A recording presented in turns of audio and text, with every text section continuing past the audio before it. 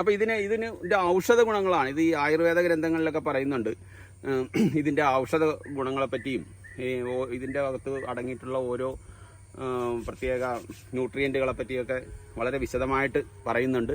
ഈ ആയുർവേദ ഗ്രന്ഥങ്ങളിൽ പറയുന്നത് വല്ലി ഫലാന പ്രവരം കുശ്മാണ്ഡം എന്നാണ്. അതായത് വള്ളികളിൽ, അതായത് നെല്ലിക്കേനെ പറ്റി പറയുന്നുണ്ട് മുകളിൽ ഉണ്ടാകുന്ന ഫലങ്ങളിൽ ഏറ്റവും ഗുണമുള്ളതാണെന്ന്.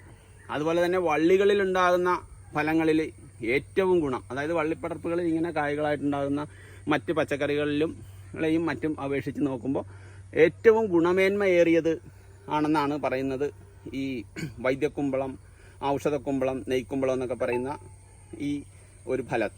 അപ്പോൾ ഇതിൻ്റെ വിളവ് നമുക്കെടുക്കാം, എന്നിട്ട് ഇതിൻ്റെ ബാക്കി കാര്യങ്ങൾ പറയാം. നമ്മളിതിൻ്റെ വിളവ് എടുക്കുകയാണ്. ഒരു സൈഡിൽ നിന്ന് എടുത്തെടുത്ത് പോകാമെന്ന് വിചാരിച്ചാണ്.